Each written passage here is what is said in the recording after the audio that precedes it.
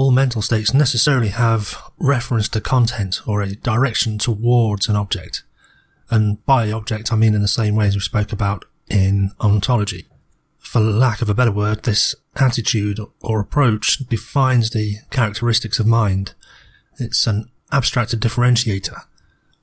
It's a fancy-pantsy way of saying, are we attracted to it or repulsed by it? What's our valence, salience, and affiliation towards this thing, be it real or abstract or object or ethereal? I mention this now as a pretext for asking, in a minute, what happens when the mind loses its reference points and knows no direction. Just as passing, I recall learning about the Apollo 16 issues where they had problems with their inertial measuring unit, which has an arrangement of gimbals, and under some conditions, two gimbals that get aligned can actually get stuck together, and then it stops providing inertial data to the guidance computer. So the spaceship doesn't know where it is in space and doesn't know where it's going. No reference to content and no direction towards any object. The descent, the void, the abyss. I'll also mention later grasping for context. And we might imagine the astronauts in that spaceship that has no known reference to its position in space and no known reference to the direction in which it travels, the kind of panic that must have installed. And there you are in the deep, dark blackness of space. You don't know where you are nor in which direction to go. Quite frightening. Hence, grasping for context. I'll bring it up in a minute. And one of those things that we tend to grasp for in this fall into the abyss is something that we know for sure. We go for the most grounded thing that we know, the best reference point that we have, the most sure thing that we can depend on. Often this is the past, but memory and history are easily bent, which kind of adds a funny layer of irony that what we think we know for sure just ain't sure for sometimes, because we only remember, or we remember remembering that it was a sure thing when, of course, it may not have been, but just the fact that we remember it that way is enough to bring comfort. Though I'm somewhat nervous of mentioning films too often, I don't want to start taking life lessons from films, because often that's, illusion and fantasy and interpretation mixed with historical events and weird lifetime stories, and sometimes life doesn't have definite explanations. Sometimes it's serendipity, sometimes it's happy accidents, but these are sometimes reframed as acts and works of genius, and it just ain't so. Nevertheless, in the context of films, it does make sense to appeal to specific demographics. It's what marketing's all about. We always go after the ones with money, if that's what we want. So, for example, people in their late 30s and 40s, adverts on television will use jingles and licensed music from 20 years ago that reminds the middle-aged of their late teen years, the good times. And movies likewise use nostalgia, throwbacks, callbacks and tropes, and make nods to films of 20 years ago to get that same good feeling. The advertiser and filmmakers here are leveraging the perception of the past of its viewers. It's a yearning for that past. It's a era that's missed or gone by, but it only tells one side of the story. Often in our teen years we get all the upsides of life, living with mum and dad, cheap or free of rent, borrowing the car, no maintenance or MOTs to be concerned about, not worrying too much about insurance, no mortgage to be concerned with, food almost kind of provided for, if not fully. And with that, a little bit of freedom to travel, go clubbing, do the stupid shit, go on holiday with friends, take all the advantages of the upside, but it's unrealistic in the long terms. It's, one day you're going to have to move out and then start the grind and be a debt slave to the mortgage. But those, when you're younger and you make strong associations to the music of the time, the films of the time, it's anchored to what you experienced of the time, which was all upsides. So playing, those jingles on the adverts remind us of the times of our youth, which is often the best of times. So it is a little bit manipulative. Of course it's manipulative. It's the problems that historians are familiar with, the problem of over-reliance on one set of sources, or of making one's sources do more work than they can bear. So people who think about this stuff acknowledge to explain this bidirectional experience without actually understanding its axis. It's like the drawn line. This axis is the abstracted differentiator. But what is it? It's like asking, how come there appears to be a coherent self, but there's no actual self when we go looking for it? An answer may well exist through the lens of emergence. It's abstract. I mentioned the inner and the outer experience as one dimension. There is another conceptual dimension, absolutism and nihilism. This shapes our conception of power and autonomy. The sentiments of the people who promote the Christ Saviour trope, the God Emperor, the ultimate arbiter and ruler, where one person holds all the power. Yep, think vampires, think QAnon's delusions of Trump, and any cult where someone or something is supposed to have ultimate power are of an absolutist outlook. Absolutism is very close to totalitarianism and autocratic political systems. Autocratic examples are Saudi Arabia, Brunei, the British Empire, and I don't know how close Trump came to installing it. I think their US system seems pretty robust against it. But it seems his propaganda far exceeded his capabilities. Yeah, it turns out he was inept, incompetent to even bring about an autocracy. And while watching the MAGA Cope videos, there are many examples of those upset that Trump was not elected king. Why? I don't get it. Do they not see what happens when a Gaddafi or a Hitler or a Mussolini run things? I'm not sure if that isn't actually their point, or whether they had been reading some very slanted website or 4chan page. Maybe they believe they really are in need of a Christ Saviour, in which case these beliefs go very deep. And, by way of a really crass contemporary example of reference to content and direction, I'll make mention of Trump's initial executive order that prohibited the revolving door of government officials leaving government to work for lobby groups. It's bribery, right? You go and work for the government, the lobby group hints that there's a high-paying job for you if you manage to get some laws passed, and then you work with the government, within the government, to get those laws passed, and then you quit and go and work a bullshit job doing not much of anything for a lobby group that's paying you a couple of $100,000 a year. So, that lobby group now gets the advantage of that law being passed, and they can monetize it, and then they can afford to pay the bribe that was set up in the first place.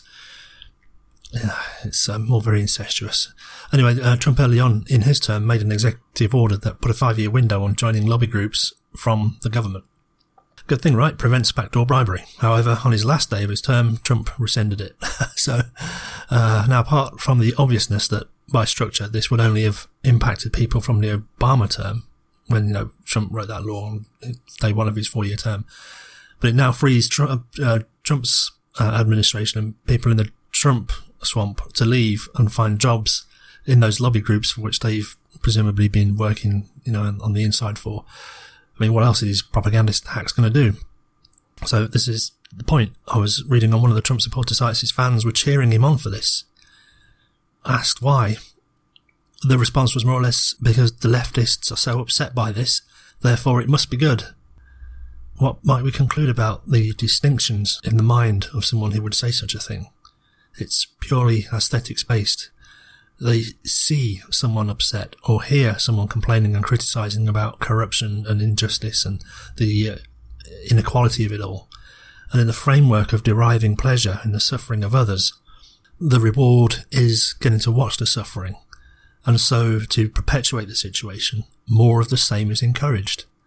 Therefore, the conclusion of this executive order is approved. In other words, it's right because it made people I don't like suffer. In this way, the foundation of this kind of outlook is other people's suffering, and the direction of doing things is only driven by this foundational axiom. It's putrid, that one's entire life is organised around and arranged in reference to how other people suffer. This really is a key point I want to get over, but I'm a little frustrated that I haven't articulated it enough or very well or clear enough. Words like liberal, extremist, terrorist and fascist are used extensively these days, and I suspect their meaning somewhat eroded or not really appreciated. Once upon a time, terrorist was a very dirty word. Now it seems in vogue to actually do a little bit of domestic terrorism yourself, it's semantic satiation. However, the seriousness can't be overemphasized, it's terrorism is a really, really bad thing.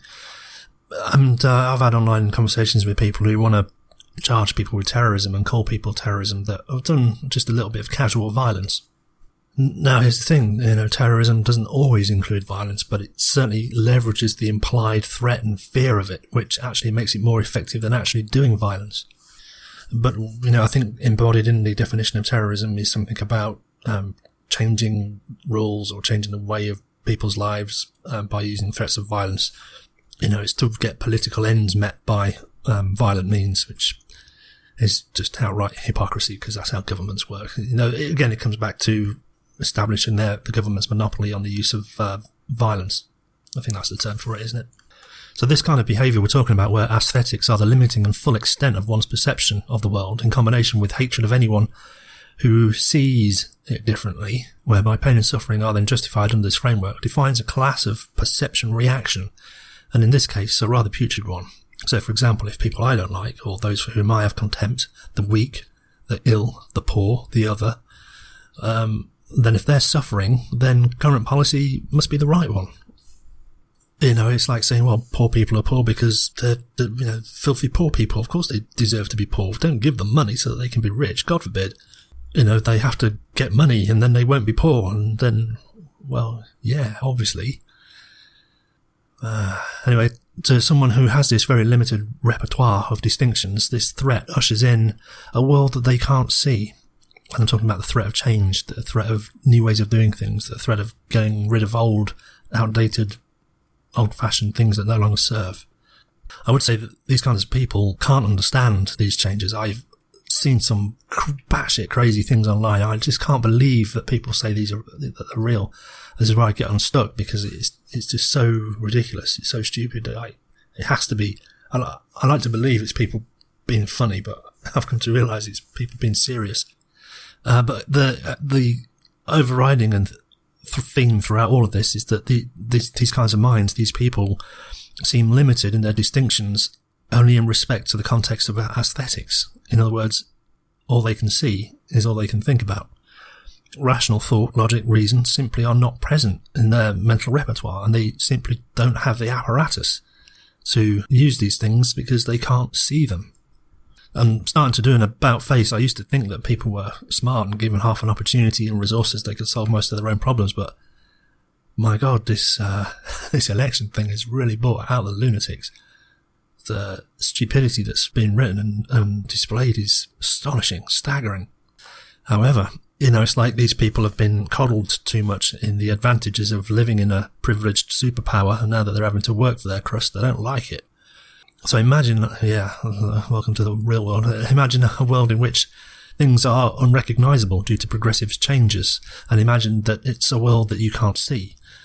Again, I remind you of the Apollo 16 spacecraft, where attitude control and gimbal lock has occurred, and you've no idea where you are or where you're going, and it's all dark outside. And actually, funnily enough, adding to the mix, an actual real problem that occurred on that Apollo 16 mission is they used a new kind of paint on part of the spacecraft, and it got very, very cold, and the paint shattered. Then what happens is they had these millions of particles of paint flecks land on the windscreen, as it were, the viewing portal.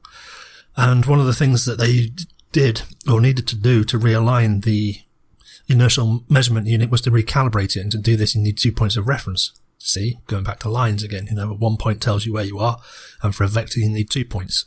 So the way they do this is they find a reference star through the viewfinder, align the gimbals and the flight computer and say that is reference point 1, and then they look through the window of the spacecraft, find a second reference star, align the gimbals and the guidance computer, press the button and say that's point 2. So now you know the direction of travel, at least in relation to this line. But of course, their windshield was covered with fine specks of white paint, which made it impossible to find the star. Yeah, that's quite a good metaphor. And it really happened. So how did they solve it in the end? They had to reprogram, I think, the reference frame. Instead of using these 2 stars, they had to use an offset and reprogram it using the line between the Earth and the Sun. Rather larger objects to use. I see, it goes back to your foundations, your grasp for things you know. Yeah, so I'm trying to paint this picture of these entitled, privileged people that have, lived off the back of a superpower for too long and suddenly not going to get it all their own way. They're going to have to give up a bit of those ill-gotten gains. They're going to have to give up a bit of the inequity they've been riding on due to legacy impositions of the last few hundred years. So no longer can these people do anything with impunity just because of their class status. Boo-hoo. Let me give another example whilst I think about it. I once took a trip to California. I haven't travelled much at the time, so I grabbed my plane ticket and went. I got into trouble with immigration because I'd not booked my first night's stay. Seemed a ridiculous rule, and I still don't know why they do it. I'm sure they have their reasons, but I figured there must be a free hotel room somewhere in Los Angeles. So I didn't bother booking. I just thought, it's a huge major city, there's got to be a room somewhere that'll take a credit card. But anyway, I had a car and drove, jet-lagged, on foreign roads, tired, never driven abroad, and not learned the lay of the land, not even read the rules of the highway. And I figured I'd just drive at state speed until I saw the first hotel on the right, take the slip road off, and that would be it. No need to get into the outside lane, no need to do overtakings. I just figured slow and steady. That was my distinction. That was my pre-planned notion of where I'd find my first night's stay. See, I'm a wanderer after all. No A to B for me, wherever I ended up, wherever that right turn was. Anyway, while I look back, that was a set of minimal distinctions that would have met my goal. Drive steady until you find a slip road on the right where you can see a hotel at the end of it. Bit of a presumption in there. Anyway, this is it. You just go slow and steady until you get the lay of the land. You work out how other people drive on the highways. You watch, you observe. You don't try and do anything fancy until you think you've got the hang of it. Anyway, that's not the story. I eventually made it to Palm Springs in the next couple of days, and I was driving around the town. I kind of figured out how roads work and how to maneuver around without killing people. Always good. And so I started looking for shops. I knew there had to be some. I just couldn't see them. I was looking for shop fronts, big signs, parking lots, anything that gave away the telltale signs. I was using my distinctions from back home. But in Palm Springs, a lot of the buildings all looked the same. There was no signs. Some of them were well set back from the road. And I couldn't tell. The architecture was thick. They had really thick pillars, angled pillars on the outside, more elaborate facades, a lot more building surface than glass. And I figured this was a solution to it being in the desert, very hot. Lots of arches and sheltered coves and that kind of thing. Colonnades undercover featured on these buildings. They looked like homes or villas. And because they were set so far back from the road, I couldn't tell. And then there was huge gaps between the buildings. And then I'd be driving and it looked like I'd reached the edge of town because there was just no more buildings. And then the buildings would start about another half a mile down the road again. So it just seemed very confusing. I couldn't tell where the commercial buildings started and private homes started either. I've of course given a map or address or asking someone, which by the way is an admission of I don't know, please help, would have yielded an answer. So I imagine then being limited in such a way about life that you're too afraid to ask for help because it infers weakness and puts you at the whim of someone else who could exploit this weakness and dish out a little bit of humiliation from their position of power in having knowledge in something you don't. Not that people do, but this configuration of mind that we're talking about has this perception. Imagine not having the discernment of capability to read or understand maps, or not to be able to have any reference frame, but the only way of navigating the world is by sight and the appearance of things. So imagine then if the appearance of things is suddenly and drastically changed, then in that situation the only option is to say, please, I don't recognise, I need help. But the fear of humiliation is too great to overcome. Again, the power disparity just makes it impossible for this kind of mind to ask for help, because it admits that you know more, you're in a privileged position than I am. And that acknowledgement seems to really drive the denial. They won't admit I don't know. Now, combined with the assumption, because we're talking about simplistic model of mind, the assumption is that others see the world in this same way. This kind of mind must, since it lacks the distinction and discernment to think anything else. They of course have to project their own model of the world onto the others. It's just not possible for them to do anything else. The anxiety is profligate in such a mind. It sees nothing but threat and assumes others see them as the same. And this kind of gives rise to a kind of schizophrenic nature that the enemy is simultaneously weak and strong. Yet, in the same sentence or within seconds, this mind seems to have an ability to flip and then project or realise or infer that anyone else who does see things different to them is an enemy, to be crushed, to be eradicated, because other people seeing things different to a feeble mind is a threat to that feeble mind. But it's not even that others may actually see things differently. It's just that sometimes the perception of this kind of mind projects it. It thinks others see things differently, and therefore this mind assumes others who are different will bring difference, and difference at some level to this mind means going blind. at some level in the back of this mind, change and difference is an existential threat. That is to say, at some point in the back of their mind, they realise they're not able or capable or have the fortitude to be able to deal with change. It's almost as though they still want to operate from their privileged position of not having to know how the world works, or not having to do the hard work, or not having to engage and negotiate and compromise with people. They want their privileged position and to remain ignorant. It seems exhausting. One minute it's this way, and then the next minute it's the other way, sometimes seemingly at the same time. It's very schizophrenic.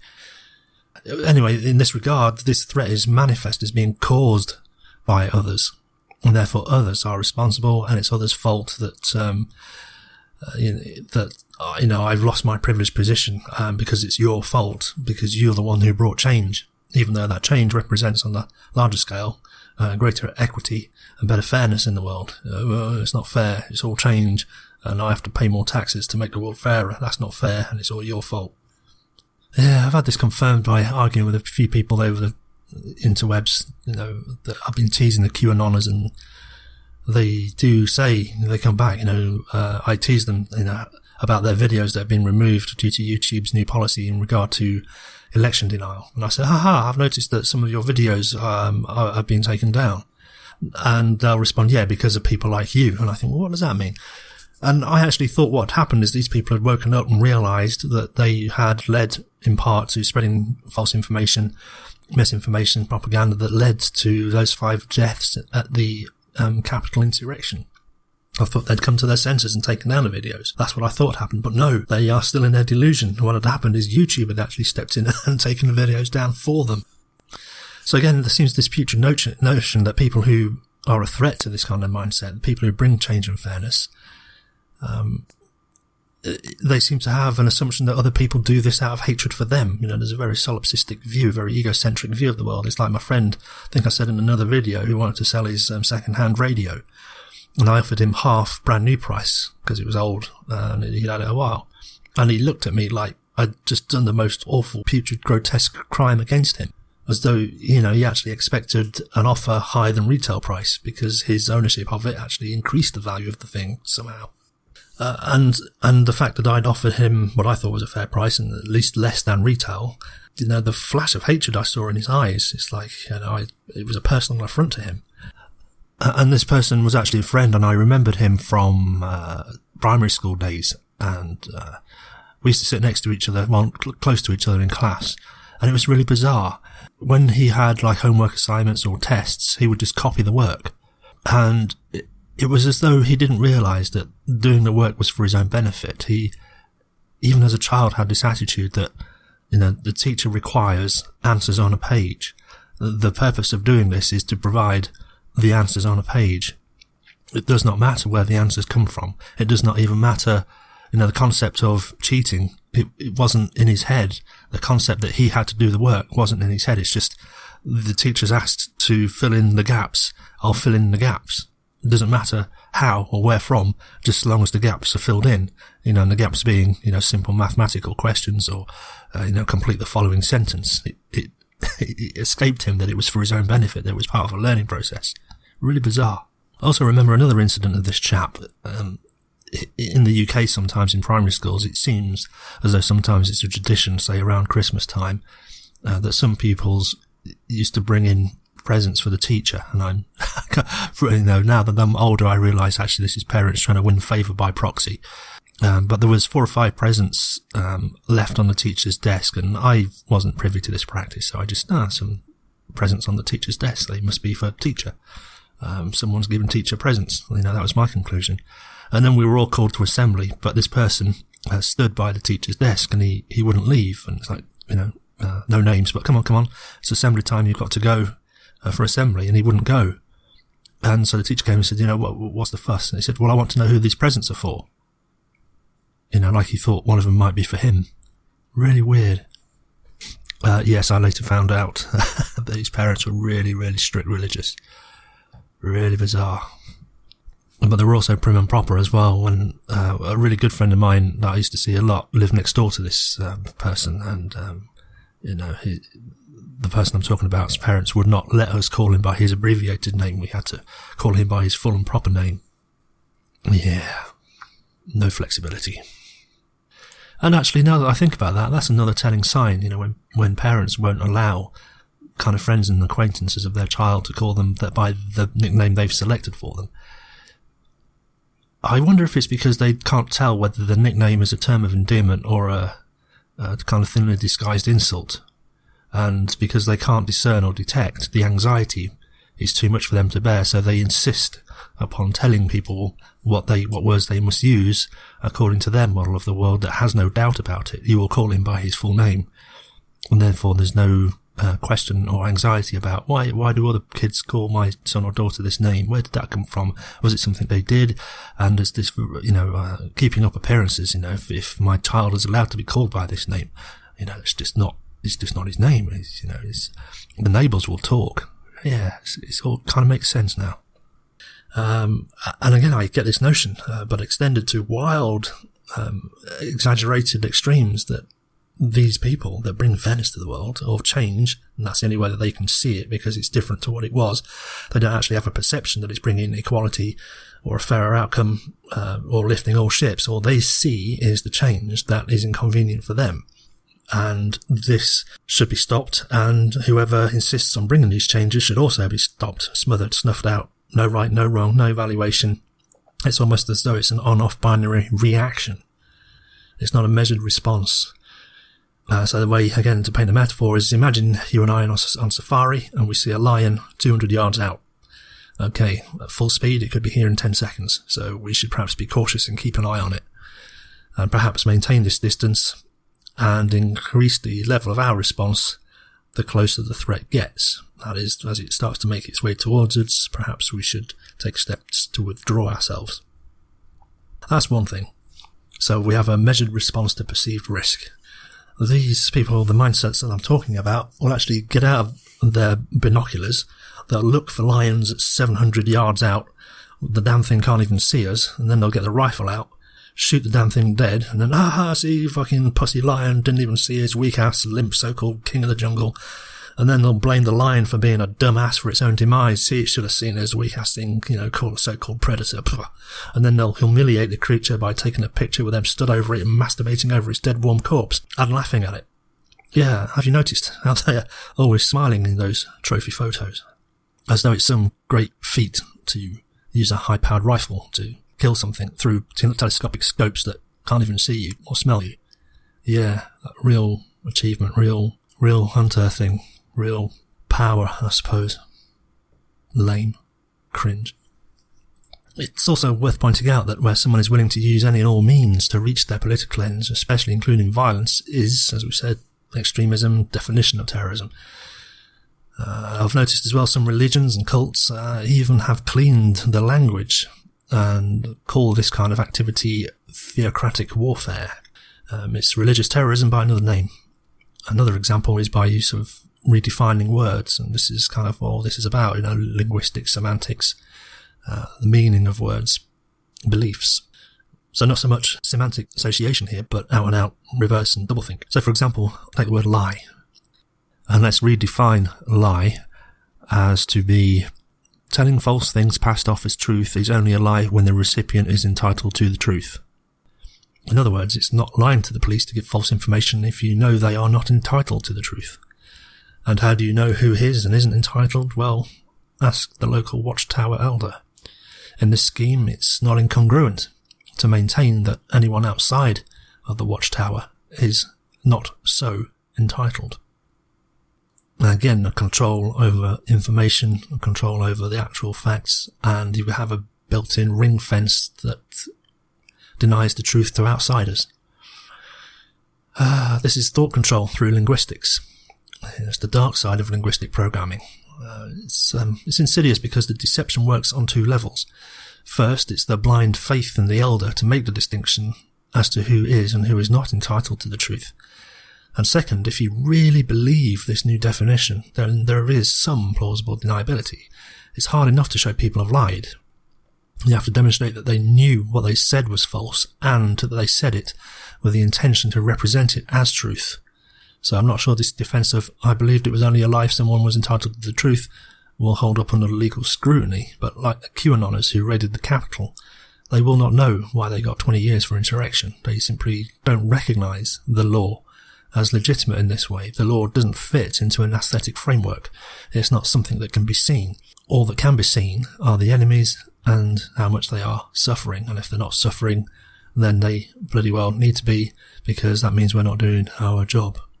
And there's another couple of examples that come to mind. So, for example, when you give some unpopular legislation, or legislation that you suspect is going to be very unpopular, when you give it the name the Patriot Act, it suddenly takes on a new meaning and gets support just because, well, it's patriotic.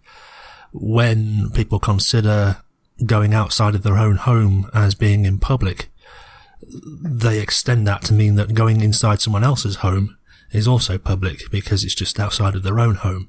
And we've seen this with the COVID Karens who go into shops and malls not wearing a mask, demanding to be served as though they have a right and entitlement to service.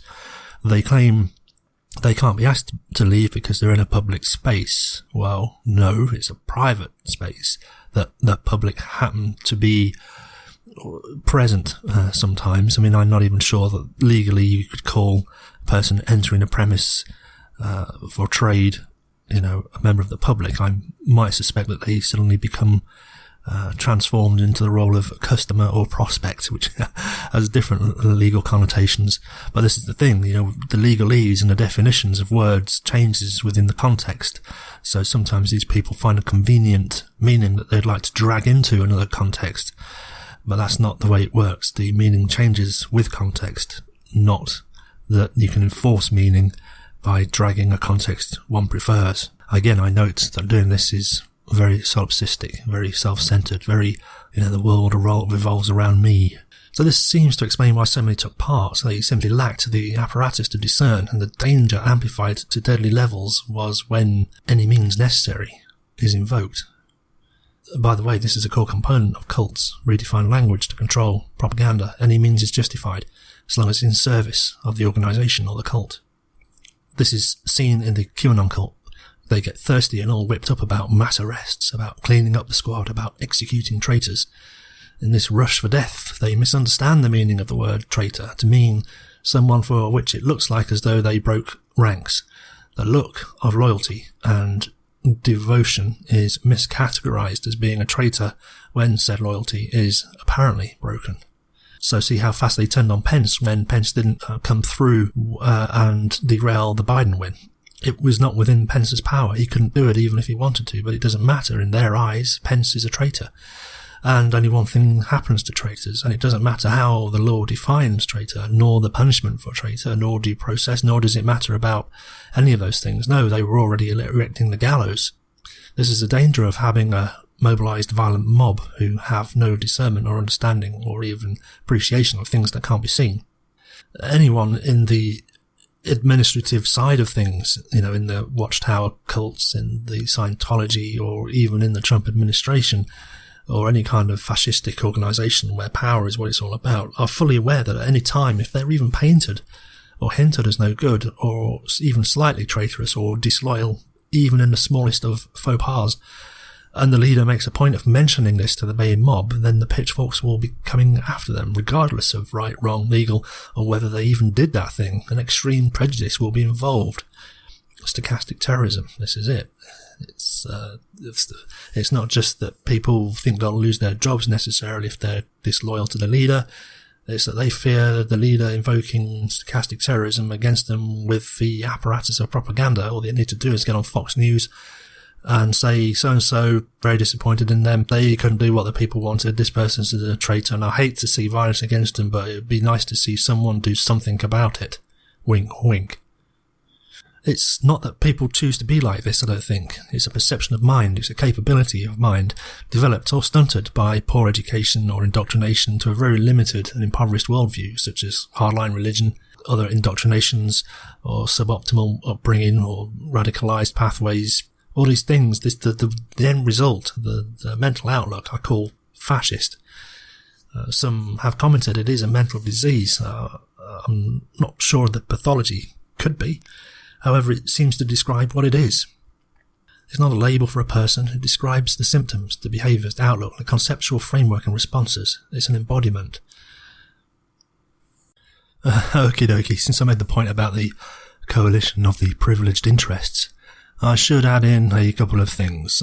We're going to get back to it, but in the interim, I want to be clear. The likes of the Trumps, the Ted Cruzes, the Bojos, the Dominic Cummings, David Camerons, Jacob Rees-Mogg types are all not necessarily stupid. Most of them are. A lot of them are. And I've poked fun. Some of them know very full well the game they're playing. And because of this, they are very dangerous. Trump was too stupid. Bojo hasn't got the guts. Cummings was undone by ego. Cameron fucked us all by his hubris. But it's the likes of the Rees-Moggs and Mike Pompeos behind the scenes that we need to keep an eye on. These are clever people with resources, and they do not have your best interests at their hearts. Did you see when Pompeo was trolling that press briefing towards the end of Trump's presidency? He said there will be a smooth transition of power to the next Trump administration. He said it almost laughing to himself. He knew there wasn't going to be a second Trump term. He was fucking around and testing the gullibility and teasing the press and positioning himself, I suspect. I wouldn't be surprised to see him have a run at the highest office. He's got the worldly experience, deep contacts, perhaps not so well known by the public, but that can be changed. I hear he's already on the speaking circuit with engagements with groups of young conservatives. Regent's University. Yep, Christian moulded minds. It should be an easy one for Pompeo to win over that crowd. And I'm guessing he probably has more lined up behind it. He's starting the ball rolling. So to be explicit, let me ask, what were Trump's policies? He mentioned something about a wall, something about Muslims, something about China, climate change denial, the birth of thing, QAnon, Pizzagate, selling Puerto Rico, buying Greenland. These are all distractions and reprehensible, lest we not mention council culture and political correctness that he constantly bashed, not understanding, of course, what it was. It's just reactionary shit. What did he do for the homeless, those in poverty, women's rights? What social programs did he start? Or what education programs did he extend? What about healthcare? What about infrastructure projects? See, when something like COVID hits, it hits the vulnerable hardest, I'm sure you're aware. But do we really know how? For example, infrastructure project funding dries up. And here I say, Trump, Boris, you lucky fuckers. Their ineptitude will be masked by the devastation COVID-19 has caused. Brexit is being taken a second back seat to the disruption caused by COVID. In the UK, I think COVID's done what Brexit would have done anyway, but now the focus and the blame can be shifted. And when funding dries up, public services are reduced. Bus services are cut. Trains services are hampered by inadequate maintenance of infrastructure. Essential workers and low-income workers' jobs are threatened as they have no other means to get to work. Urban areas yet to have high-speed, urban and rural areas yet to have high-speed broadband to support remote learning will have an impact on those kids living in those areas, typically poorer, can't afford to live in the suburbs, which, by the way, has seen more funding under Trump than Obama. The poor and the disadvantaged, again, get fucked over. But no, let's talk about a wall at some border or some immigration policy or some threat, Putin, Russia, something, Pizzagate, QAnon bollocks. It's all that, it's all distraction. I really can't see how the right wing of politics has and had any relevancy to the vast majority of people. Sure, if you're a millionaire and a landowner and white and a man and over 40, it's likely in your interest to vote for the continued maintenance of your position, as long as you can live with the costs that others will have to carry for that. Perhaps then willful ignorance, or perhaps I can agitate your anger towards some group that vindicates your position so that you see my incitement as the greater crime that needs fixing before we get on to talk about equity and wealth redistribution. Let's talk about things like immigration, This is a convenient battle to hide behind. Once we fix immigration, then we can talk about taxes and wealth redistribution. But, let's sort our borders out first. And then when we fix that, no doubt it'll be, well, there's the issue with the culture war, that needs fixing before we can talk about tax reform and minimum wages for, employees. Which, by the way, affects, as a business owner, it'll affect my profit margin. So, I've got to delay that conversation. So, whatever I can throw in the way. But when that gets fixed, no doubt there will be, freedom of speech issues to fix. It's important to me that my business can communicate properly and I can say what I want. So let's fix that before addressing, issues of legacy poverty and disproportionate incarcerations against particular classes of peoples. It's always just one more thing. It's the rock all over again. I really need you to fetch me a rock. Well, that's a nice rock, but I was really after a pink rock. Well, that's a nice pink rock, but it's actually the wrong shade of pink. Oh, that's a nice shade of pink, but it's just the wrong size. All these distractions thrown out, which in the case of cancel culture, political correctness and censorship issues are really non-issues. They're already well settled, and the ongoing controversy over these things is, to borrow a phrase from Rich Evans of Red Letter Media, the non-traversies. Media whip it up, outrage marketing, moral outrage and righteous indignation. We talked about that before on the channel, to agitate perceived threats to things that we do value. In the case of our American cousins, agitation towards threats imagined against the First Amendment and the Second Amendment, the free speeches and the gun rights. They're not going anywhere, but it seems mostly the Republicans who agitate and promise that the Democrats are going to erase these. No, Democrats can't do it on their own. It'll need cross-party support at least, and a vote from the public. I don't know, 65% or something to get it done. Anyway, but this is the ruse, it's the Democrats going to take away your right to free speech. It's the Democrats going to take away your guns. So you better vote for us to make sure that they don't. It's such an obvious, simple ruse.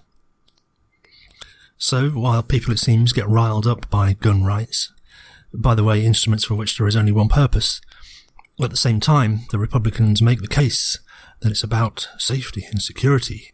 So they'll be voting against the Violence Against Women Act. Oh, of course they won't. That would be a coherent thing to do. It's not like the Republican Party to be coherent.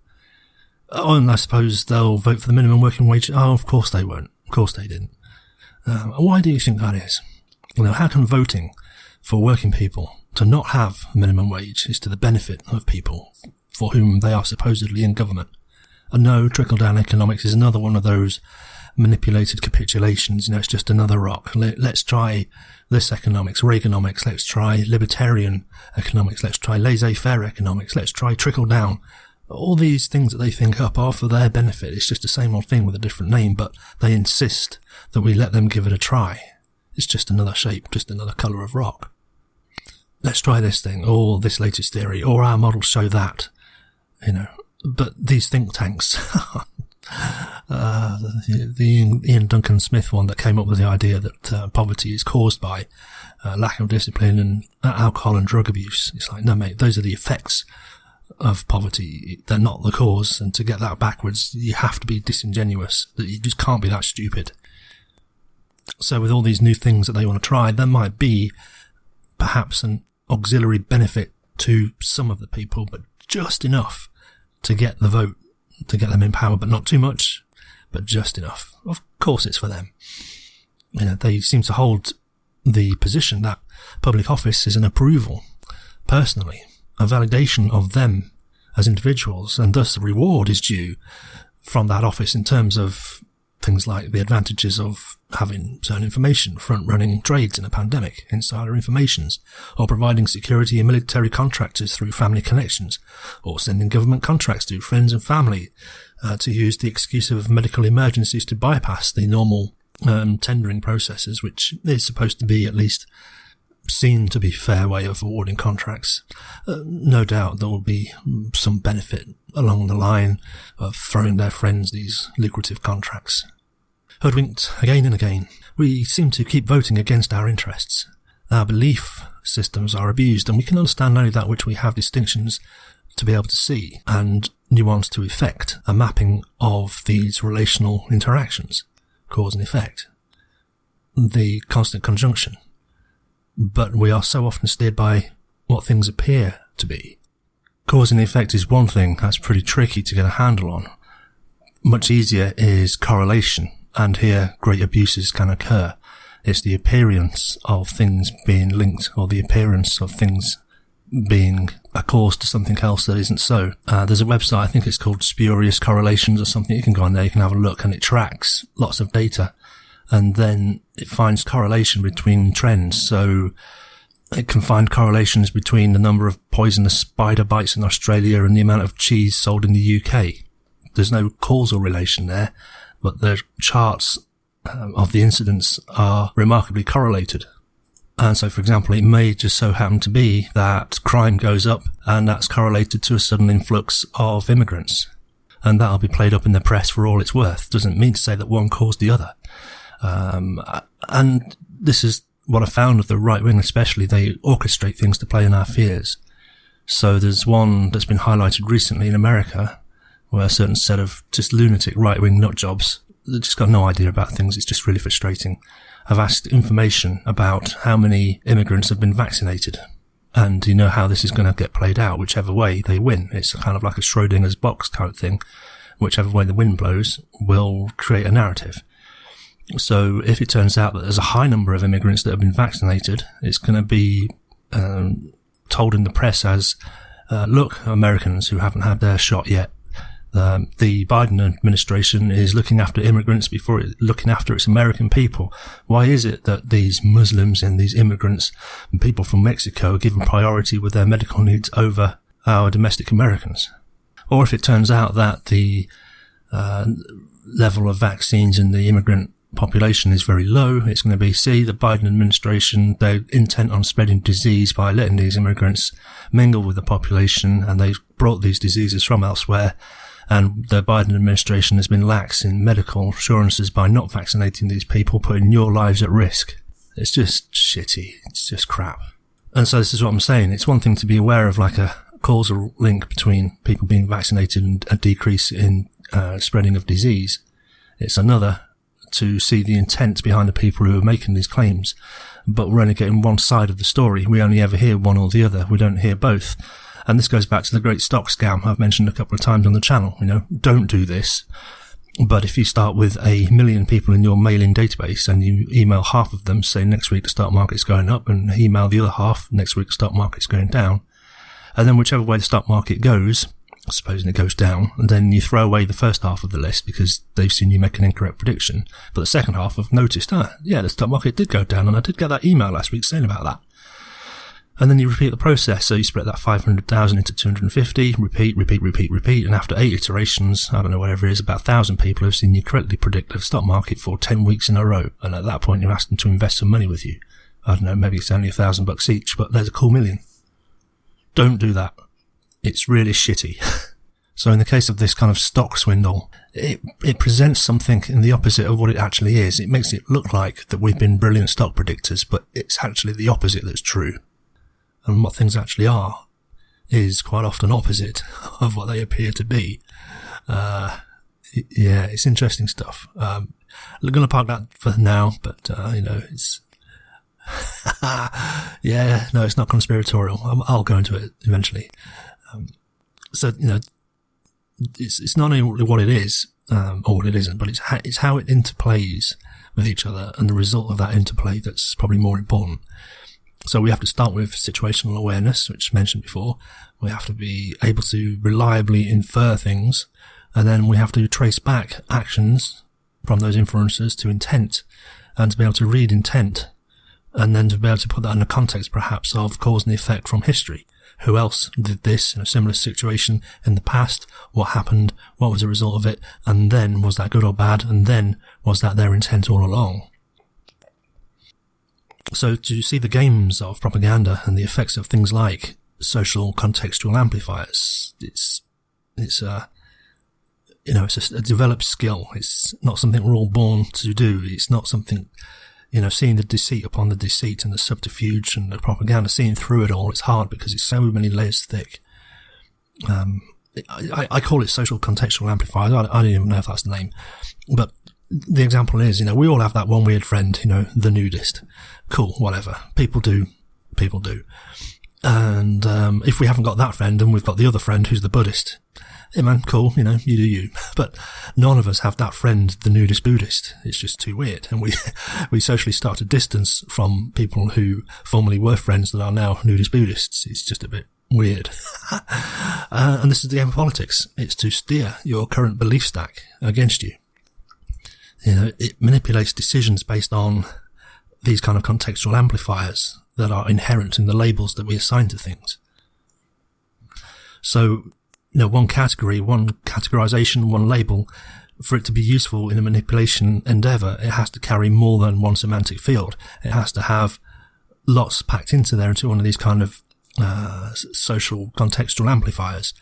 It's not just that your friend is a nudist. It's not just that he's a Buddhist, but he's both of them together. Why are you hanging out with that person? Move over here with us, Vote against that weirdo over there who wants to do strange things, and we don't know what strange things he wants to do, because that is a weird combination. It's kind of like, demonizing, using these stacks. These labels and categories, to be useful, have to have semantic fields attached to them. So, let's take a current hot topic. I was going to say transgender, but no, fuck it. Let's do an older one. Gamergate. Actually, there's another one that comes to mind.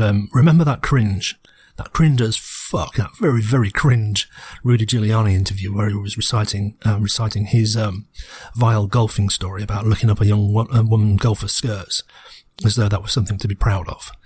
The derision and belittlement, although out of order for all the reasons, is explained, but not justified.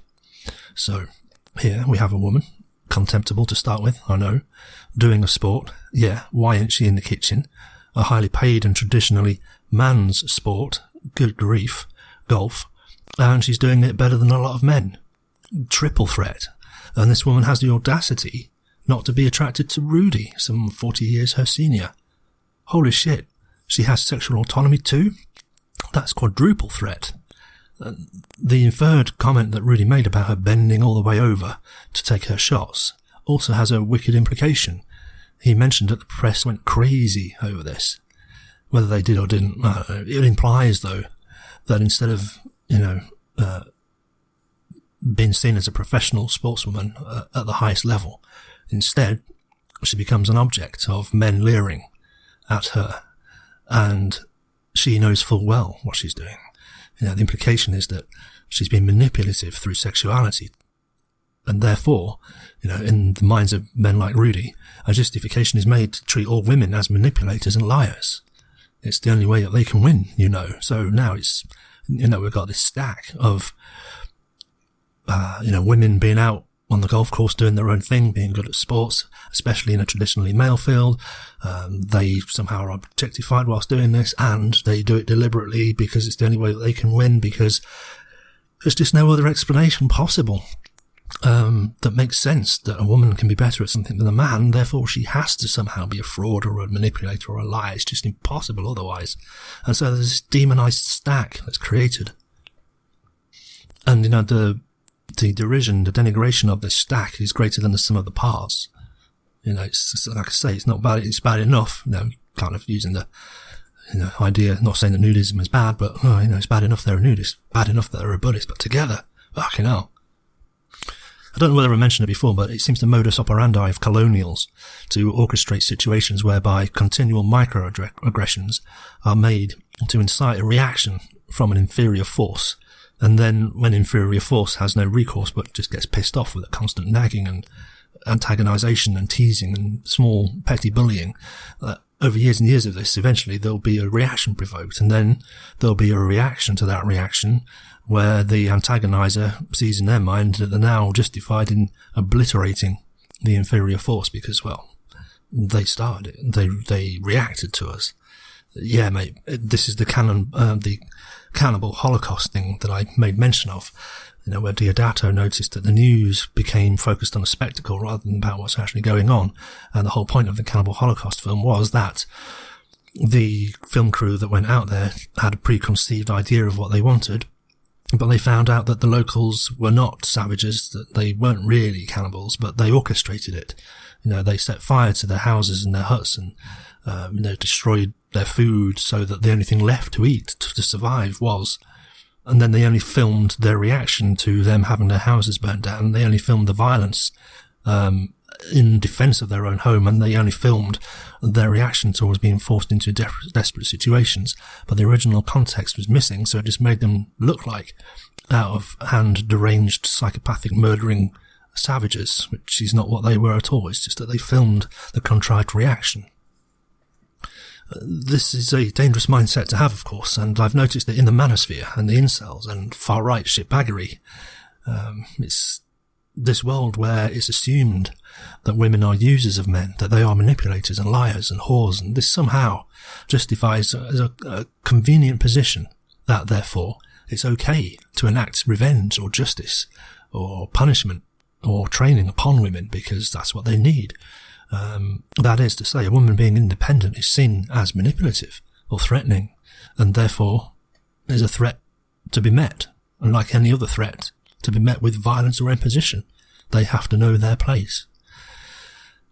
You can even hear them on the manosphere on the YouTubes. Some reprehensible shit, They literally say, when women are allowed to fuck freely, it's the end of civilization as we know it. Well, that may be true, but not for the reasons that they think. It's just how can the impoverished minds of these people. So I have an inkling that this is a leftover legacy, traditional view, a wretched legacy of conservative times, when women didn't have the vote and were more or less seen as property. More prevalent in the right-wing, traditional, ultra-conservative Christian evangelical types. It still lingers. People like Rudy, and thankfully being aged out of society, but there's a few hanger-oners. And, him and the others that voted against the Violence Against Women bill. I wonder why that is. Why is it that Republicans don't want legislation that prevents violence against women? So the misogyny is a tool to keep one class of people in line, keep them repressed. Yeah, it's okay to smack them around occasionally, I suppose. That's the thinking. And it's these ideas that enable the casual debasement of women, and, pricks like the too late dead Rush Limbaugh, once referred to a law student as a slut and a prostitute because she advocated for women's access to birth control. How does that make her? I'm not even going to ask that question. It's a distraction. And by the way, it also infers something about prostitutes, one of the harder professions, and more dangerous.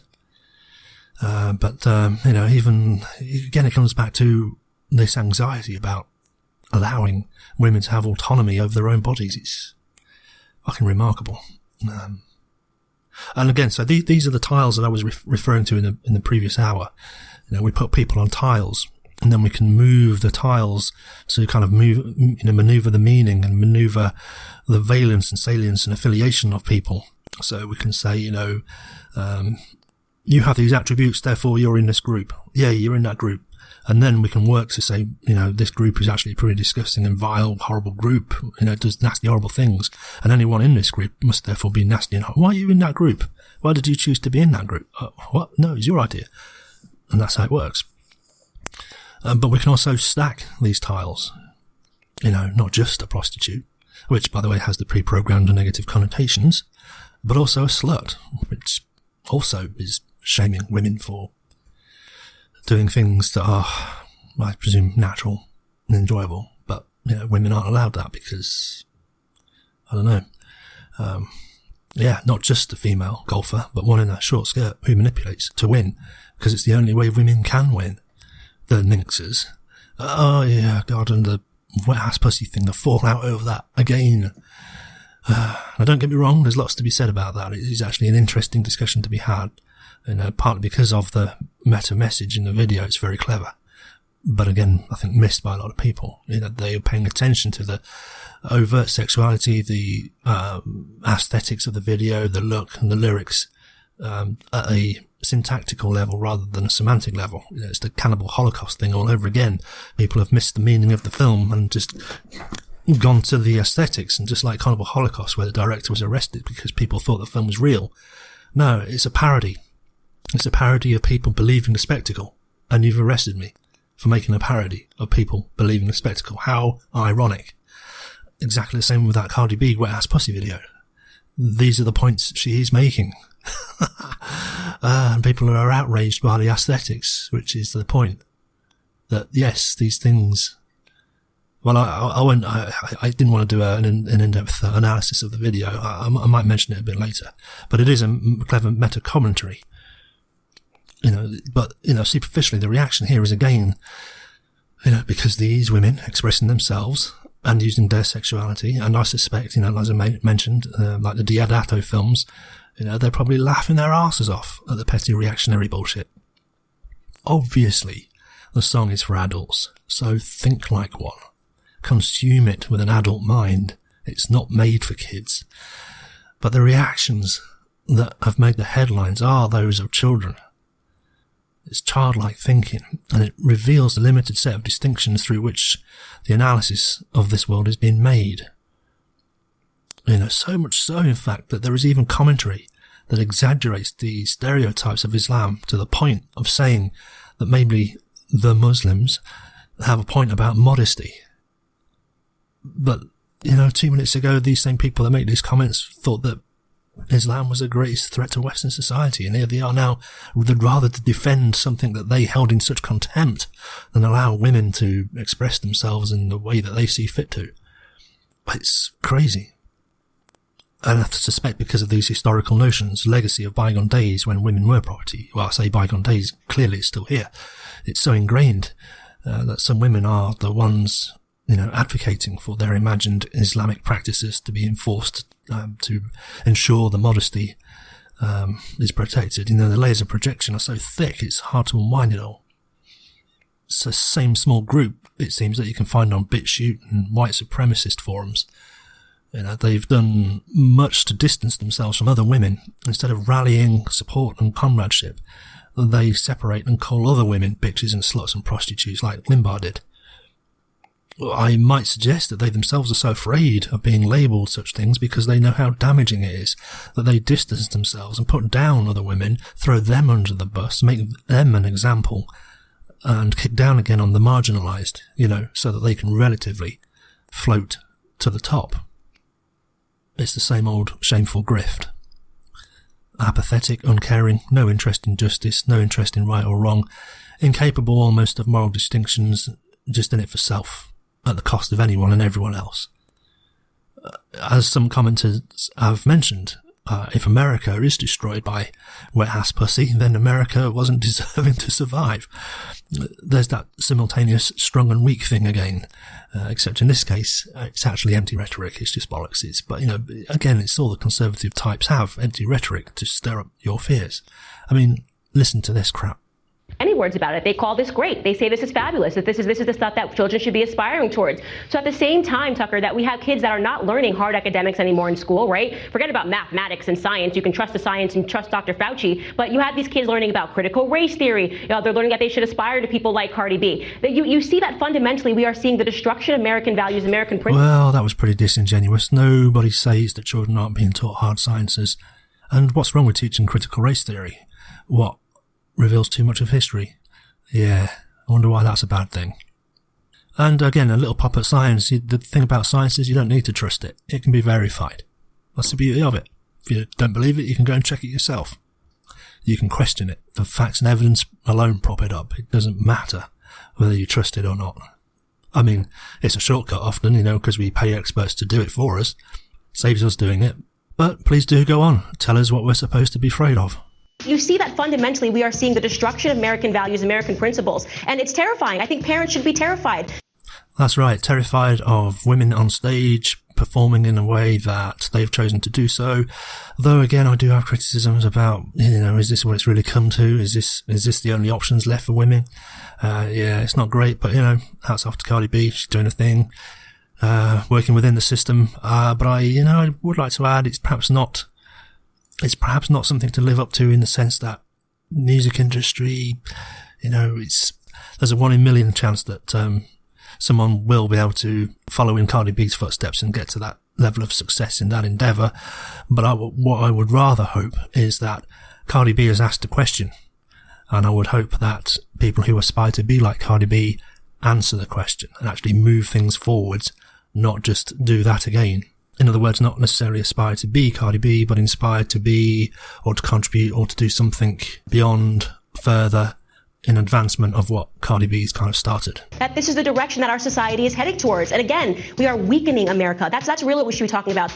And this kind of verbal diarrhea is so annoying because this person raises so many points in one sentence that it's hard to kind of address and speak back to it. So first of all, yes, thanks for telling us what we ought to be talking about. And second of all, yes, it is actually weakening America, but not for the reasons you think. This is a weakening of American society. We are setting the stage, and it feels like we are looking at corrosion, like we are about to see the end of an empire. And there you have it. Wet-ass pussy is going to destroy America because I have no idea why. And I have heard man after man chastise their partners, women, for doing things that they didn't like them doing, like drinking too much.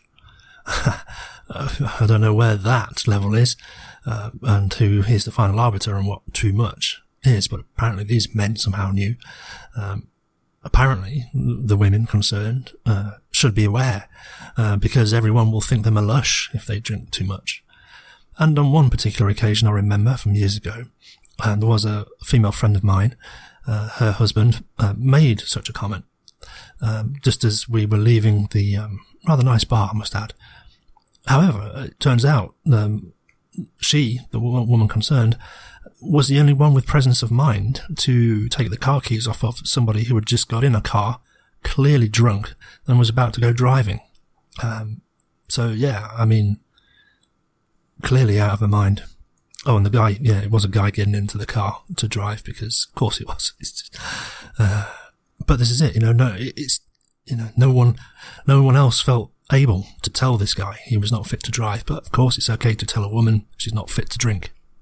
I guess it's mind blowing. I mean, the consequences of drink driving are potentially life ending. All right, you've had a beer too much and made an arse of yourself.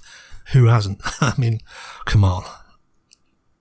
But it's this need to control people, and it's out of an anxiety, it's like, oh, he's a man, he's drink driving, he's obviously responsible, and, that's his choice. But a woman can't have half a glass too much without being rebuked. And, they have to live up to that which is deemed socially acceptable. And at the time, there was still not so much of a stigma around drunk driving. It's kind of like, I can handle my drink kind of thing. But again, the kind of, the paradigms and boundaries of what's socially acceptable, according to who. I plan to do a video one time on manners and how that came about. It's another trick of the elites and the complicity of the wannabes. In short, if you knew the rules of manners, you knew. If you didn't, you didn't. But the irony is, the in-joke was that if you knew the rules, you knew that there were no rules. But to signify that you knew that there were no rules, you had to act in a certain way, which is that's kind of joke. It's an inside laugh. It's almost like the in-crowd, the elites, they all know everybody's in the elite. But they've, the wannabes notice that there's certain behaviours that this group does.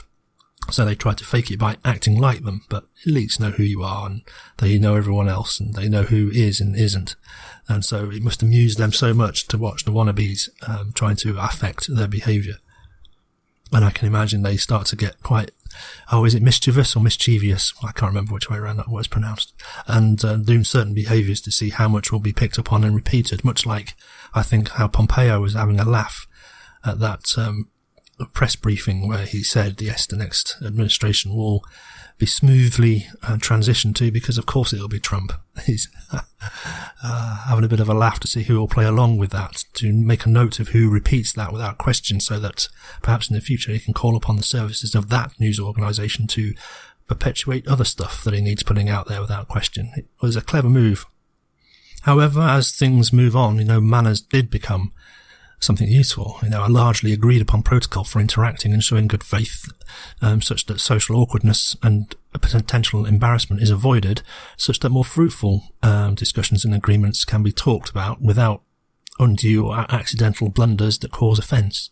It's an agreed protocol. It's an agreed protocol that brings a kind of level playing field. I say hello, you say hello. Okay, now we're talking.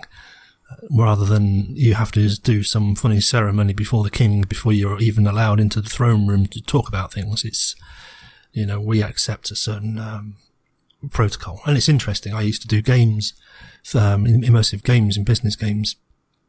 And I used to play the role of a banker, in this game where people had come for mortgages to be part of the game to build their empire. And my simple rule was that I would reflect any behaviour that I received. So if people were courteous and asked directly for what they wanted, I gave it to them. If they were rude, obnoxious and sly, I'd do that back. Oh boy, after 5 minutes, no one would come to my table. They'd rather wait 10 minutes to go and see another one of the bankers. It was quite eye-opening.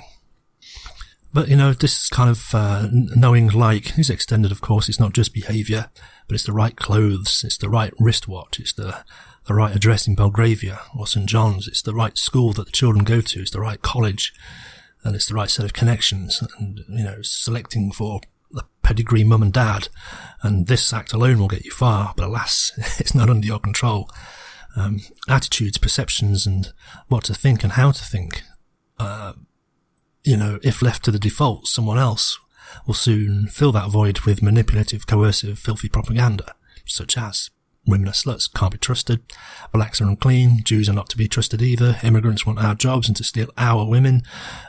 Notice the inferred possessive term, by the way.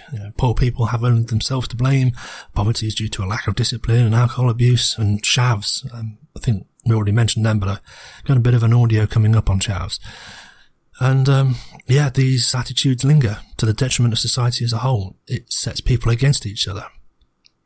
And maybe I can be cheeky and spike the future conversation with the claim that this elite often makes against what they perceive as the greatest of all threats. It's not black women. You might think it is, but it's socialisms and communisms. Oh God, how they've done a job on that. And maybe you will correct me and remind me that communism has had disastrous results wherever it's been implemented. They wrote a response.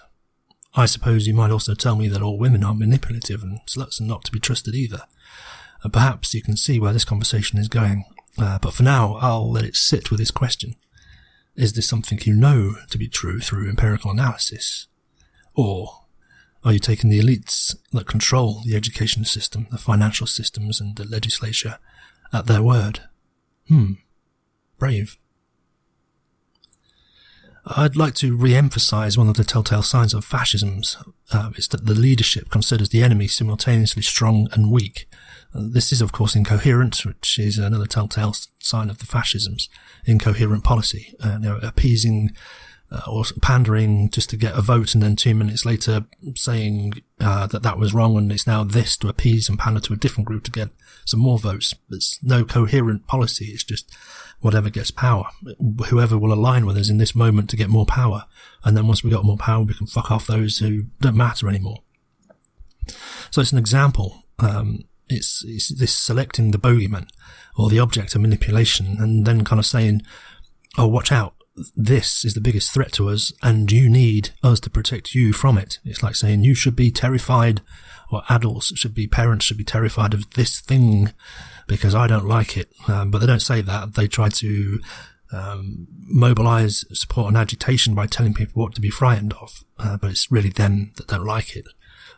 It's not really a threat. It's just, well, I said it before, I don't like the clothes you're wearing. The clothes that you're wearing make me feel uncomfortable, therefore you have to change. Or in the case of Cardi B, it's the clothes she wasn't wearing, but whatever. And then, so after telling you what to be afraid of and that you need to vote for us to protect you from that thing, 5 minutes later they're saying something like, we are the strongest there's ever been and nothing can possibly threaten us, so that's another reason why you should vote for us. It's, well, which is it? Is this thing the greatest threat, or are you the most powerful force there's ever been that's threatened by some dancing on stage? I can't tell. It's incoherent. And this incoherency leads to bizarre statements. I see Fox News, who are against the Democrats and currently butthurt about Biden being in the boss's seat. Now, because Russia is typically the USA's bogeyman, all of a sudden, according to Fox, Biden is best buddies with Putin. And it's not because it's Biden specifically. It's more childish than that. It's someone I don't like, therefore they must be bad. And Russia is bad, and therefore these are the same things. Therefore, Russia and Biden must be the same bad thing. It's childish. And fuck me, Biden recently called Putin a killer. And what did Putin say? It takes one to know one. Come on. Obama, he did say high-end politics was like the school playground, but this is ridiculous. And then there's this man baby. Putin and Biden, it would not end like Rocky IV. I don't think the American would prevail. What happened to America being the most powerful nation on earth, Sir Jim? And Rocky IV, that this is the height of politics, citing Rocky IV? Yeah, okay. I don't know, maybe we shouldn't comment too hard on this moron, or be accused of cancelling him next. And this backlash to cancel culture is asinine. Cancelling things or ending things that are bad due to moral violations or public outrage or, moral turpitude. These have been there since year dot. This is nothing new. Those who are outraged by this new labelling cancel culture, and, they seem to want to cancel culture, are the ones who at the back of their minds, they, I think, know that they shouldn't be saying what they're saying, or at least they know that it wouldn't be popular, or that it wouldn't win them favour, or that they'd suffer consequences if they said what they want to say, which is the point of it all. They want to say what they want to say consequence-free, but they know that there will be consequences for what they say. And then, to complicate it a bit more, there's the established media, who, just a few years ago had to spend $100 million on a TV network to spread their particular flavour of propaganda. And now here we are, almost cost-free. Global audiences can be reached through mobile phone and app, and we can criticise the propaganda. And while our criticisms may range from valid to invalid to actually supporting such propaganda, I imagine they would prefer to not face any criticism, and hence are actually again attacking the small guy with tiny, tiny voices, but whose message is actually threatening to such large corporations. I'm baffled by this. Why would they possibly be threatened by this? Because it's true? Because the criticisms are valid? Because they'll lose political influence if their TV network becomes irrelevant because they're shown up for constantly being liars and propagandist hacks? Because, if that ever got out, gosh, we'd be drowning in wet-ass pussy. I'm all for it. Loves me a wet pussy, anyway. I suppose here's an example of what they want you to believe. So, analyse this one. The way you get upper income people to pay more in taxes is lower their tax rate. Yes, there you go, the logic of a rich fucker. The way to increase taxes is to reduce taxes. That's the way to increase taxes. To reduce taxes is to increase taxes. And they wonder why they get criticised for saying stupid shit like that. But this is the stupid shit they want to get away with, and they don't want people criticising it because clearly it's batshit crazy. But if they can justify lowering taxes for everyone because it increases tax revenue, clearly it's just stupid, asinine, vacuous statements. All they really want is lower taxes because lower taxes for them. They don't really care whether you pay lower taxes. They just want lower taxes on their billion-dollar portfolios. But what traditionally happens is the, corporation tax comes down. To compensate, things like VAT has to go up, which hits everyone. But if you're a rich fucker, another 2% on your VAT doesn't really matter. But if you're on, minimum wage, another 3% on everything is effectively a 3% pay cut. Just from an economics point of view, taxes, I don't know what kind of economic model they must be running in their minds where you don't have tax. Maybe they have been reading Marx. Maybe they are actually gunning for a communisms where there is no tax because there is no money. That's the only logical conclusion, because the tax is a use tax. The more money you use, the more tax you pay as a use tax. If you don't want to pay tax, don't use money. And what kind of social system or economic system is described by where there's no money to use? They do know. I'm sure they don't, but they, it's funny. Anyway, it's not unrelated. A few videos back in the science series, I introduced the notion of thinking differently in order to explain why vacuum pumps can only achieve 32 foot in height. The answer is in thinking about the atmosphere pushing down on the water, and the weight of this will cause water that's under low pressure to rise until the weight of that column of water is equal to the pressure pushing down on it, on the rest of the body of water. So at that point, equilibrium is reached, and that's at 32 feet. And at that point, more vacuum isn't possible. More vacuum is a misnomer in and of itself. So we can't increase the weight of the atmosphere pushing down on the rest of the water. It's already pushing down as hard as it's going to. So it's the atmosphere, the atmospheric pressure, that's the engine, the mechanism. But because we're obsessed by the pump, since we made it, since we invented it, we have an endowment effect on it. It's because we made it, we created this thing. That is the cause, because we did it. We only focus on the pump, and we don't think about all the other things external to the mechanism that might be contributing to and limiting why we observe that vacuum pumps only operate up to 32 feet. We're so bloody clever. We focus on the bit that we think we did, and we miss the actual cause. It's a very solipsistic view of the world, that it's only our actions that must be contributing to this. Therefore, by that presupposition, we don't even look for things outside of the vacuum pump. It remains a mystery until we think outside the box, or above the line, below the line, or on the point, or whatever. That is to say, we have to take our level of thinking to a different level of abstraction. And that's kind of like what I'm trying to get to. It's what I'm encouraging a bit on this channel. A while back we talked about Francis Bacon and his descent into the abyss to come up with new ways of seeing that lays behind it, new art. And he talked about his awareness and the ability to spot the masks that people wear to cover up their deficiencies. But after a while, you become so tuned to the masks that the masks are actually a better signaler than what that is that's trying to be hidden. And we also looked at Machiavelli, and we looked at empathy in the motivational series, see the STFU playlist. It's not that we have to notice these games, the specifics of which stereotype or which tile or which contextual stack is being invoked or used against us, or which fear or anxiety is being triggered, but by whom, for what purpose, and in relation to what. There's always, the thing is never the thing, and even the thing behind the thing isn't the thing, and sometimes it's often 5 or 6 levels deep. There's always a higher antagonism at work, and it's more abstract than the last. Instead of thinking in absolutes or indexed reference points, we need to shift in thinking to kind of dynamic systems. I don't quite know how to explain this. The best that I can think of is to think about scaffolding.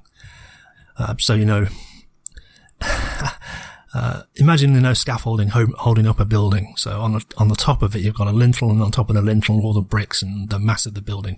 But at the bottom of the scaffolding, it's pushing down on earth. There is a force through the scaffolding that pushes down on the earth pushes back up with equal force, or else the scaffold would move. And then on top of the scaffolding, the same thing, the weight of the building is transferred through the scaffolding, through the base of the scaffolding into the earth that pushes back up with equal force, and the tension within the scaffolding is sufficient to support the weight of the building. If it wasn't, it'd collapse. But what happens if the scaffolding is extended or moves in some way? Does it lift the building up, or does it push the earth down? In depends which reference frame you use to look at it. So instead of saying, what's the weight of the building or what's the weight of the earth, it's like, what's the tension in the scaffolding? If we change tension in scaffolding, what happens? Well, the building might collapse, or we might push it up. So it's thinking about things in a different way. Instead of thinking, how can we make a vacuum pump more powerful, which doesn't affect the height of water it can pump. Actually, it's, atmospheric pressure. Something else. It's a different thing. It's not something we were aware of. It's a different level of abstraction. So again, it's building these levels of distinctions, more sophisticated distinctions, more nuance, kind of seeing behind the behind of the behind. And I don't know how many levels that goes, but it's potentially a lot. And it's difficult, I'm sure, and it's experience, and it's sometimes being taken advantage of to realise the ways in which people can manipulate. It's watching others being taken advantage of, and it's kind of sitting back and watching and trying to get a grasp of these different kinds of abstractions and nuance that people use.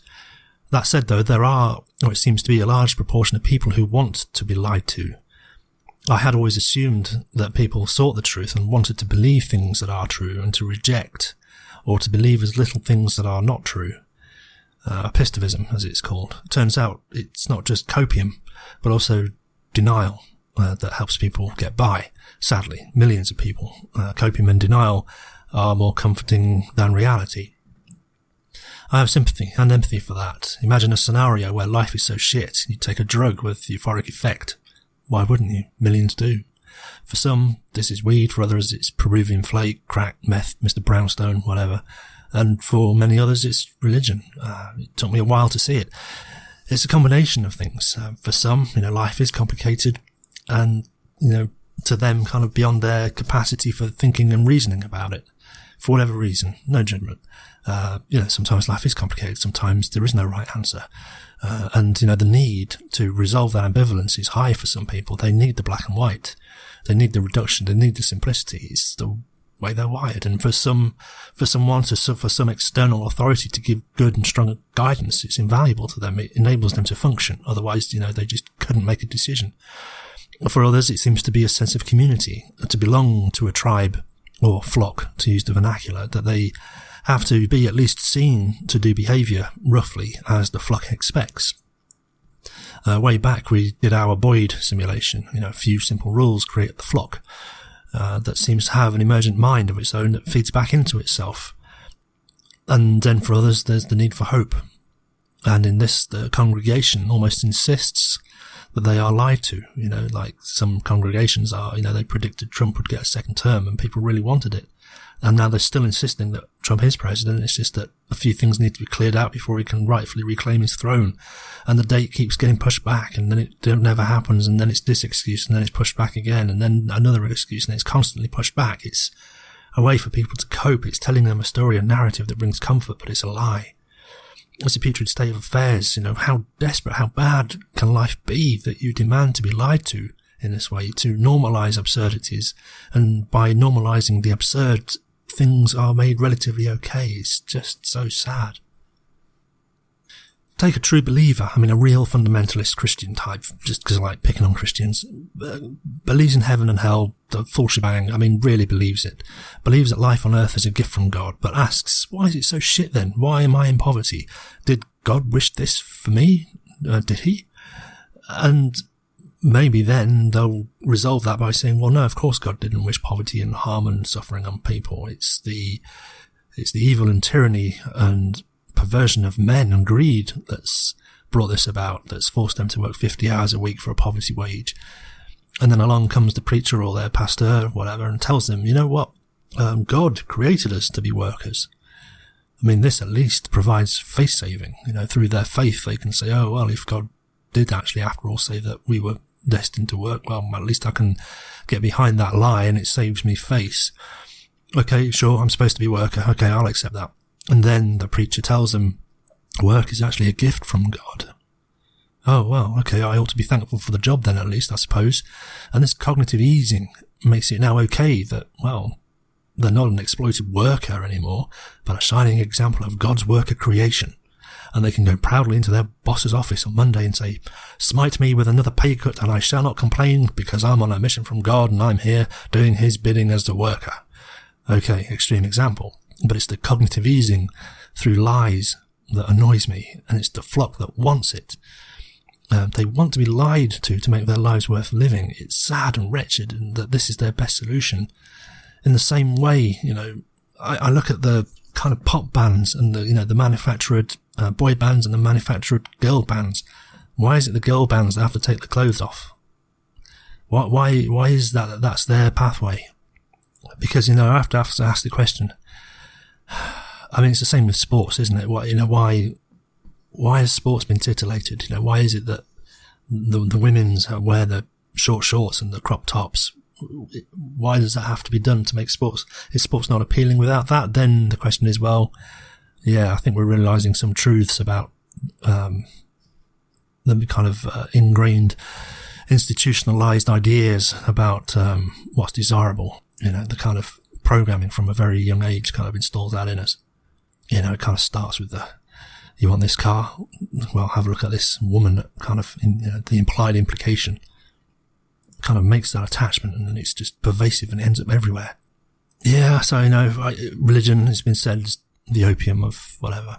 Like I say, it's kind of sad, wretched that, this is the best solution that such people have found to be able to cope. And in the same way, people in desperate situations turn to other drugs, as their best option to cope with the pain. It's so fucking sad. People do anything to relieve themselves of pain. And when option after option is taken away and removed, it's just wicked. And especially despite the wonders of technology and modernity and amazing innovations, millions end up here seeking only relievement from pain. Why? What's the underlying structure from which this pathway has emerged? What's the critical paths that have led to this? What institutions and traditions and ways have given rise to these pathways, where someone's best choice is to slowly kill themselves while numb to the pain? As Pink Floyd said, comfortably numb.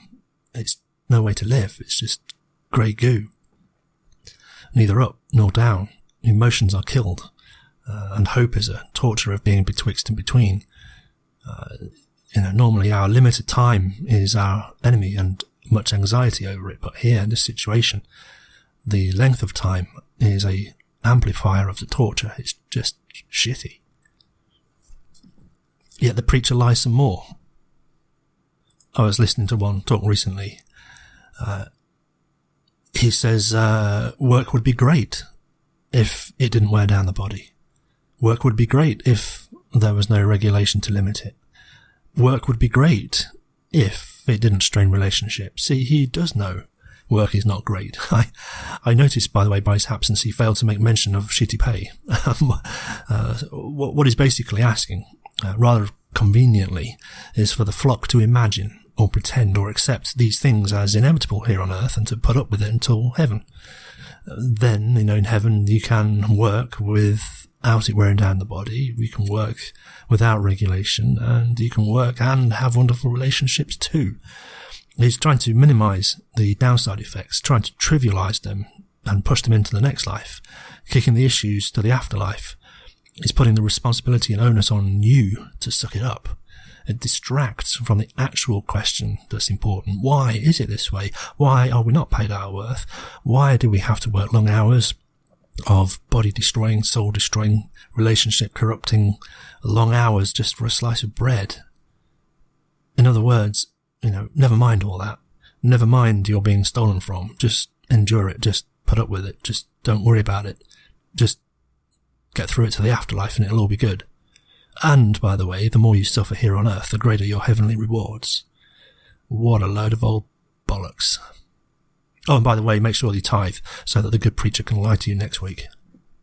This is their grift. It's continually supplying hope and continually marginalizing and minimizing the pain and, telling their flock just to put up with it, just enjoy. And it misses the fundamental question of, well, actually, is it possible to live differently? Is it possible to have decent income? Telling people just to put up with it and to work around it any way you can presupposes that there's no alternative, which is a wicked thing to install in people's minds. There is actually one pastor who, preacher that came out and told the truth about the grift, and immediately he lost his congregation. Wow. Evidence that the congregation wants to be lied to. It's their coping mechanism. They need it. It's a travesty, as I say, that this is people's best option. It's a little bit like Cardi B's WAP song.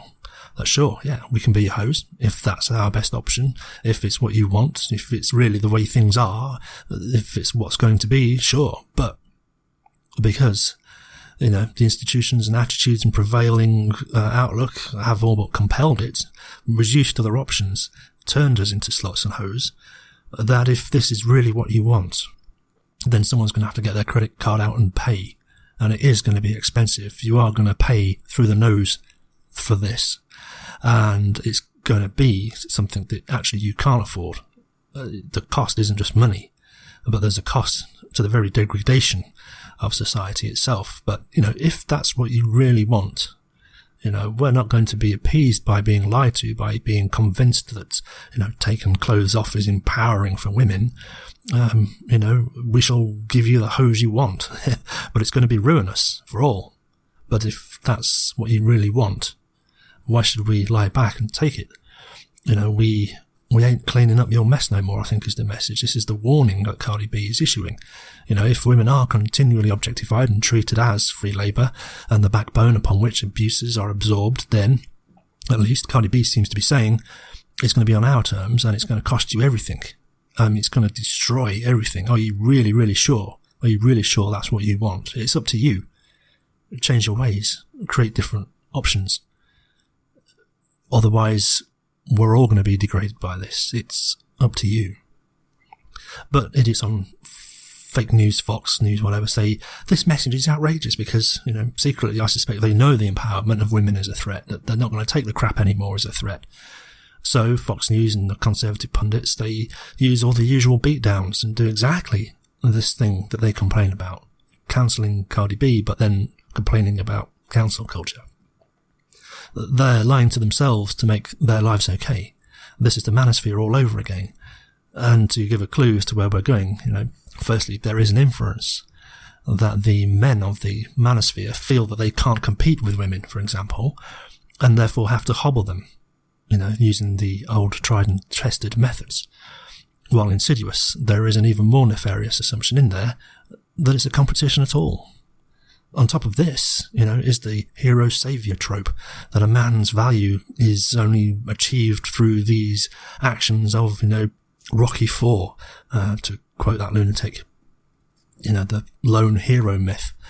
And it is a myth, but it's a minority, of course, but it kind of enters the kind of zeitgeist. But to make the hero myth true, to make it come alive, we have to take some quite absurd mental gymnastics. So if behind the scenes we can hobble someone and then conveniently show up as the hero, and all we need to do to improve their apparent situation is just stop being an arsehole behind the scenes, it makes it look like we've saved the day. Our very presence has made the difference. The sun shines out of our arsehole kind of thing. And only through me can your redemption be found. That old one, as seen in the Neil Breen films. That's kind of like why I brought him up. I suspect it's an oblique kind of toxic masculinity, that James Bond types are the heroes that men need to live up to, and it's an impossibly high bar, so we knock people down a bit first, then we don't need to perform as an international spy. The bar's lowered, and the amount of action and things we have to do to lift people back up to where we put them down in the first place. It's antiquated. It's the damsel in distress stuff. It's the reluctant hero. It's emotionally bereft. Just like James Bond, in fact, perhaps nihilistic. I get it. And Bond does seem to turn to mother. Be that M or England herself. Weird. But behind all this, though, is an implication of competition, and we'll get to that. Yeah, you got to see through all this bullshit. And I don't mean to belittle the denigrations of marginalised groups or misogyny, nor stand for racism, nor forgive bigotry, and, while foul and wicked and grotesque as they are, this is not how human beings are naturally. Friendly primate. So my question is, what turns people this way? What foundation is there behind the scenes that normalises it so that people do go around making statements like humans are naturally violent, and that competition is normal, and that the marketplace of ideas will settle all value? And if competition and violence are then accepted as normal, then this paves the way, and why we get racisms and bigotry and sexism and harm inflicted as a consequence of a third party's categorizations and assignment of group affiliations due to characteristics and attributes selected for beyond one's direct control, like skin colour. Whether you have a pussy or a fuckstick at birth, these are devices of division. What made it this way, and who gets to say what these groups are, and who gets to say which groups are of significance?